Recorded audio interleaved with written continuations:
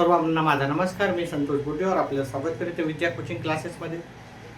आजचा आपल्याला सर्वांचीच आतुरतेनं वाट असलेली स्कॉलरशिप परीक्षा 2026 चौथी आणि 7वी याचा निकाल कधी लागेल याची आपण सर्वच आतुरतेने वाट पाहत आहोत. त्याचबरोबर भरपूर जणाला संभ्रम आहे की बाबा स्कॉलरशिप पास झाल्याच्या नंतर गुणवत्ता यादी लागते. स्कॉलरशिप किती मार्काला पास असते आणि गुणवत्ता यादी काय असते त्याच्याबद्दल, आणि स्कॉलरशिप किती मिळते, चौथीच्या विद्यार्थ्यांना स्कॉलरशिप किती मिळते आणि 7वीच्या विद्यार्थ्यांना स्कॉलरशिप किती मिळते ते पण ह्या व्हिडिओच्या माध्यमातून मी सांगण्याचा प्रयत्न करणार. कट ऑफ बद्दल पण मी सांगेन, ठीक आहे, कारण भरपूर जणाला भरपूर कन्फ्युजन असते, ते आपण दूर करण्याचा प्रयत्न ह्या व्हिडिओच्या माध्यमातून मी करणार आहे. तर व्हिडिओ शेवटपर्यंत पहा. थोडा व्हिडिओ मी मोठा बनवणार आहे कारण भरपूर जणाला भरपूर प्रश्न राहतात. कमेंट बॉक्समध्ये तुम्ही तुमचे म्हणजे भरपूर सर्वांचे जरी नसले तर भरपूर जणाच्या थोडेसे काही डाऊट्स आहेत ते पण आपण क्लिअर करण्याचा प्रयत्न करू. आता पहा, स्कॉलरशिप परीक्षा तुम्हाला पास होण्यासाठी काय लागतात, पेपर 1 आणि पेपर 2 राहतो, ठीक आहे. पेपर 1 मध्ये 75 प्रश्न राहतात, एकूण मार्क राहतात 150 गुण राहतात त्याच्यात, ठीक आहे. पेपर 2 मध्ये पण 75 प्रश्न राहतात, 150 गुण राहतात, ठीक आहे. टोटल 300 गुण असतात. जर तर याचे आपल्याला 40% जर गुण पडले तर आपण पास होतो. म्हणजे पेपर 1 मध्ये सेपरेट पाहिजे, पेपर 2 मध्ये, ठीक आहे. तर पेपर 1 मध्ये आपल्याला किमान 60 मार्क पाहिजे राहतात आणि पेपर 2 मध्ये पण किमान 60 मार्क, म्हणजे एकूण असे 120 गुण आपल्याला जर असतील तर आपण पास झालो, ठीक आहे. आता पास होणं आणि गुणवत्ता यादीमध्ये येणं याच्यामध्ये फार फरक आहे. आता काही जणांचा असा पण मला भरपूर वेळेस प्रश्न राहतो की सर मला एका विषयामध्ये 50 मार्क आहेत आणि दुसऱ्या विषयामध्ये मला 120 मार्क आहेत, ठीक आहे. गुण होतात 170, ठीक आहे. तर मला स्कॉलरशिप मिळेल का, किंवा स्कॉलरशिप म्हणजे कॅटेगरी राहते काही जणांची. तर ह्या सिच्युएशनमध्ये पहा, तुम्ही पहिला पेपरमध्ये 50च गुण घेतलेले आहेत तर तिथे तुम्ही स्कॉलरशिप परीक्षा पात्रच झाली नाही, ठीक आहे. स्कॉलरशिप परीक्षा पहिली पात्र होणं गरजेचं आहे, पास होणं गरजेचं आहे. त्याच्यानंतर तुमचा रँकिंगनुसार गुणवत्ता यादीत येतो की नाही त्याच्यानंतरच विचार होतो. म्हणजे त्याचा अर्थ आहे आपल्याला पेपर 1 मध्ये आपल्याला 60 पाहिजे, पेपर 2 मध्ये 60 पाहिजे. दुसरा असा प्रश्न भरपूर जणांचा राहतो की सर हा मराठी पहिल्या पेपरमध्ये काय राहतं, आपल्याला 25 मार्क मराठी राहतात आणि 50 मार्क गणित राहतात. त्याचप्रमाणे पेपर 2 मध्ये पण इंग्लिश 25 मार्काचा राहतो, बुद्धिमत्ता 50 मार्काचा राहतो. आता प्रश्न काय राहतो की काही जण म्हणतात सर मला पेपर 1 मध्ये मराठीमध्ये समजा त्यांना वाटतं की बाबा इथे पण कट ऑफ असते का, ठीक आहे. मला 5च मार्क पडले समजा अंदाजावरून आणि ते 40 मार्क भेटले, फरक हे 25 प्रश्न राहतात 50 मार्काला आणि हे 100 गुणाचे राहतात. तर इथे मला 10 मार्क पडले आणि मला इथं 80 पडले, तर पेपर 1 मध्ये मला 90 मार्क आहे, मग मी नापास होणार का, नाही.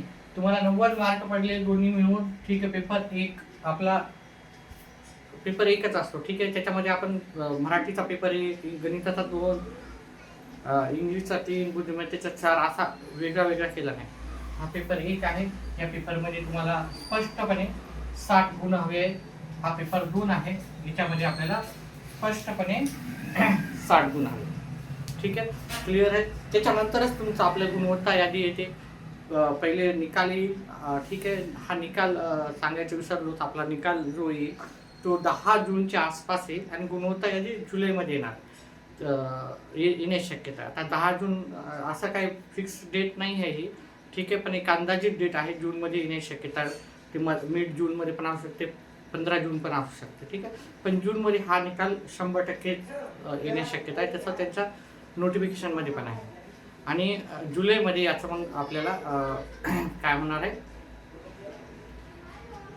तुमची गुणवत्ता यादी जाहीर होईल, ठीक आहे. त्याच्यानुसार ते राहणार आहे, ठीक आहे. एक पहिली वेळेस रिझल्ट लागल्यावर त्याच्यामध्ये चेंज पण आपल्याला जर काही चेंजेस असतील तर ते पण आपल्याला सुचवावं लागतात, ठीक आहे. नावामध्ये वगैरे चेंज, त्याच्यासाठी आपल्याला टाईम दिलेला असतो. त्याच्यानंतर गुणवत्ता यादी राहतो. चला, ठीक आहे. जो असो, दुसरं आहे की बाबा आपल्याला स्कॉलरशिप किती भेटते, आपण ह्या गोष्टी नंतर पाहूच, ठीक आहे. दुसरी गोष्ट आहे की स्कॉलरशिप किती मिळते ते पण आपल्याला भरपूर जणाला संभ्रम होतो. चौथीच्या विद्यार्थ्यांना स्कॉलरशिप मिळते 5,000, ओके, प्रति वर्ष 5,000, म्हणजे एक महिन्याला 500 रुपये अशा प्रमाणे भेटते, ठीक आहे. आता भरपूर जणांचा संभ्रम आहे सर, 5,000 500 रुपये रोज दर महिन्याला आहे, तर 12 महिने असतात, तर मग आपल्याला 6,000 होते, ठीक आहे. 6,000 नाही तर एप्रिल मे मध्ये आपल्याला स्कॉलरशिप म्हणजे 2 महिने आपल्याला वर्षातून भेटत नसते, 10 महिनेच भेटते. त्याचप्रमाणे 7वीचे विद्यार्थी जे पास झालेले आहेत, 7वी, त्यांना 7,500 प्रतिवर्ष, म्हणजे एका वर्षाला 7,500 याप्रमाणे महिनेवारी जर पकडलं तर 750 रुपये महिना भेटतो. आपण 10 महिने भेटतात, ठीक आहे. तर हे पण भरपूर जणाला होतं की सर स्कॉलरशिप कधीपासून भेटेल. आता कधीपासून भेटेल पहा, जूनमध्ये गुणवत्ता यादी लागेल, तर जुलैमध्ये लागेल, तर 1 तर जुलैमध्येच तुम्हाला पहिला भेटू शकते, नाही तर ऑगस्टमध्ये भेटेल. त्याच्यानंतर सलग तुम्हाला त्याच्यामध्ये काय हे नाही, इथे 15,000 100% भेटेल, आणि इथे जे 22,500 आपल्याला 7वीच्या मुलांना 3 वर्ष किंवा 4 वर्ष. मागच्या वेळेस 8वीचे जे मुलं 8वीला परीक्षा होती तर ती 9वी 10वी 11वी 12वी असे सलग 4 वर्ष मिळत होते. आता ही 5 वर्ष मिळेल का मग आपल्याला 12वीपर्यंत, तर ह्याबद्दल अजूनही काही माहिती नाही, उपलब्ध नाही. याच्याबद्दल माहिती उपलब्ध झाल्याच्या नंतर मी नक्कीच तुम्हाला शेअर करेन. पण जेव्हा 8वीचे मुलं, ही मागच्या वेळेस 8वीला परीक्षा होती, ह्यावेळेस पण 8वीला परीक्षा होती, आणि 8वीला परीक्षा असताना 8वीला जे विद्यार्थी पास झाले त्यांना सलग 4 वर्ष ही स्कॉलरशिप, म्हणजे 9वी 10वी 11वी 12वी हे 4 वर्ष स्कॉलरशिप भेटत होती. आता ह्यावेळेस आपण पाहू की 4 वर्ष राहील, 5 वर्ष राहील का 3 वर्ष राहील. चल, हे आपले 2 महत्त्वाचे मुद्दे होते. अजून भरपूर जणांचा असा होता की बाबा सर कट ऑफ काय राहणार. माझा कट ऑफचा याच्या आधीच व्हिडिओ होता, ठीक आहे. व्हिडिओ सर्वसाधारण पहा, कट ऑफ जर पाहायला गेला आपण, ठीक आहे, ग्रामीण आणि शहरी, ठीक आहे, मी मोठे सांगतो आकडे, ठीक आहे, कारण ही कट ऑफ एक्झॅक्टली काय असेल हे काहीच सांगू शकत नाही. मी आधी पण सांगितलं होतं बाबा, प्रत्येक जिल्ह्याची कट ऑफ ही वेगळी राहणार आहे. एखाद्या जिल्ह्याची कट ऑफ फार कमी पण राहू शकते, ठीक आहे. जेमतेम पास जरी झालं तर तुम्हाला स्कॉलरशिप मिळू शकते. पण एक अंदाजित जर आपण काढायला गेलं तर ओपन, ओबीसी, एससी आणि एसटी किमान तुम्हाला इथे 70% गुण हवे, ठीक आहे, म्हणजे 210च्या आसपास तुम्हाला गुण लागतील. आता याच्यात मी याच्यामध्ये ग्रामीण शहरी मुलगा मुलगी याच्यात काही नाही केलं, ठीक आहे, अंदाजित सांगतो, ठीक आहे, की ओपन कॅटेगरीच्या विद्यार्थ्यांना 210च्या आसपास, 200ला पण भेटू शकते, 190ला पण भेटू शकते, मुलगा मुलगी असेल त्याच्यानुसार, ठीक आहे.